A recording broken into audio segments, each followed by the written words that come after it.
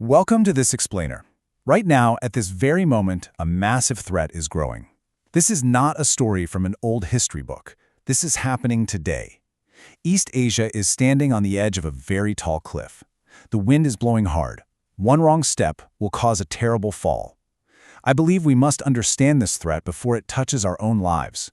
The danger is real. It involves money, weapons, and power. Let's begin. Think about the smartphone in your hand. Think about the glass screen and the battery. Think about the computer on your desk. They all need special metals to turn on. Without these metals, the machines die. Well, here is a surprising fact. 70%.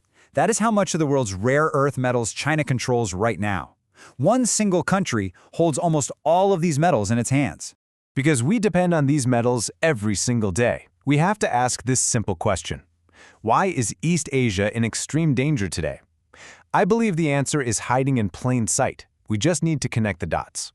Three big problems are growing fast. We will look at Japan's new defense, South Korea's money trouble, and North Korea's hidden weakness. These three things connect directly to each other. Let's start with problem number 1. Japan and China fight. This is a quiet fight over rare metals and money. It is a fight to control the factories of the future. The winner gets to build the next generation of technology. Rare earth metals are like food for modern technology. Everything from a small phone to a large missile needs this food. A missile cannot find its target without a computer brain, and that brain needs rare earth metals. China holds 70% of the supply. The rest of the world shares only 30%. China can stop selling these metals at any time. They can simply close the store door. This gives them huge power. I think it is very foolish to give one country the key to our digital lives. This works exactly like a traffic light. China controls the red and green lights for making the world's computers. When China turns on the red light, factories around the world must stop. They cannot build cars. They cannot build phones. Japan experienced this before. Many years ago, ships stopped bringing these metals to Japanese ports. Factories went quiet. The workers went home. Japan doesn't want to stop at a red light again. They want to drive their own car. So Japan is taking action. Japan uses special ships. These ships are very large and heavy. They dig 6,000 meters deep into the dark ocean near an island called Minomotorishima. Pulling heavy mud from this deep water is very hard. It costs a massive amount of money. The water pressure is huge and the machines break often. But they're building a new supply chain.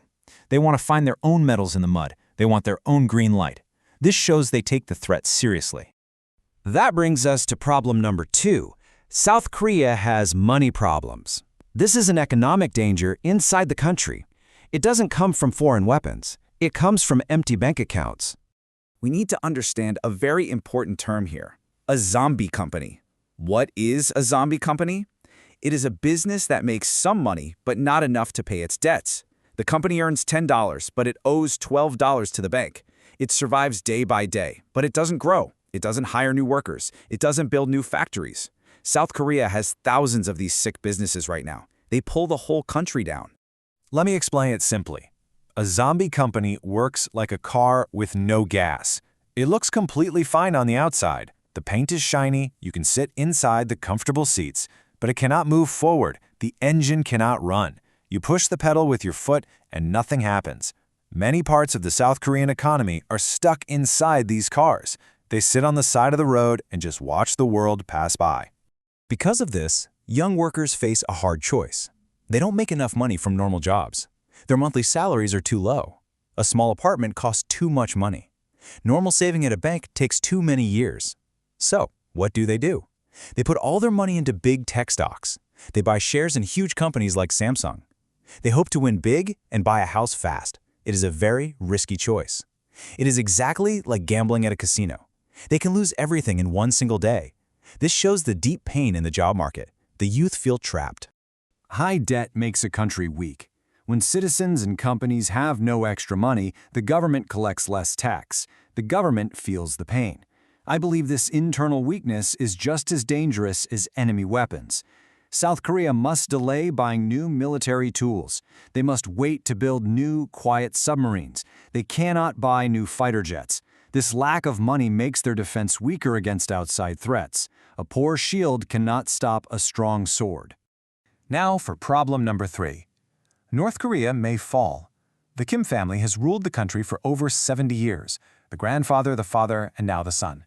The government looks strong on the outside. It marches many soldiers in big parades. It shows large missiles to the cameras. But inside, the reality is very different. The country is completely broke. The farms produce no food. The people are hungry. A strong wind can easily blow down a rotten tree. What happens if the rulers lose control? Well, a government collapse works like a broken dam. A dam holds back a massive lake. When the heavy concrete cracks, the water rushes everywhere. It destroys everything in its path. You cannot put the water back. You cannot stop the flood once the dam breaks. A sudden fall of the North Korean government will create a huge flood of dark problems. It will drown the entire region. Here are real-world examples of what will happen. Power goes to the army. Different generals will fight each other for control. They will shoot guns in the streets. Dangerous nuclear weapons could easily go missing. Millions of people will run away to find food. Hundreds of thousands of families will walk to the borders of China and South Korea. Hunger spreads fast. Disease follows hunger. The disaster will touch every single neighbor. China is very afraid of this. They don't want millions of hungry people crossing the river into their towns. South Korea is also afraid. The panic will spread like a fast fire. The cost to fix this disaster is $5 trillion. That is a 5 with 12 zeros behind it.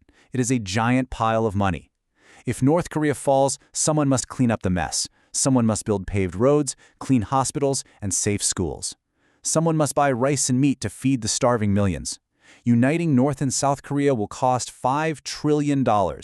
No single country keeps that much extra cash in the bank. I think people ignore this simple truth. South Korea cannot pay to fix a broken neighbor. We already saw that South Korea has high debt and big money troubles. The young people have empty pockets. The zombie companies have heavy debts. They don't have $5 trillion. A sudden collapse of North Korea would pull South Korea down with it. They are tied together by a short rope. If one falls off the cliff, they both fall together. They would hit the bottom as one broken country. So let's go back to our main question. Why is East Asia in extreme danger today? The picture is now very clear. Danger comes from money problems and military fears pushing against each other at the exact same time.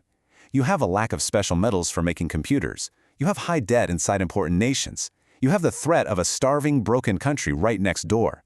These problems tie together like a very tight knot. One problem makes the other problems much worse. Money trouble stops the building of new defenses. A weak defense invites a sudden attack. An attack crashes the stock market and burns the money. Please remember this one final message. Peace needs strong money and open talk. We can't have a safe world when countries are broke and refuse to speak. Weak banks and silent leaders create loud wars. So ask yourself this important question today. If the money runs out tomorrow, who will fire the first shot? Thank you for joining this explainer.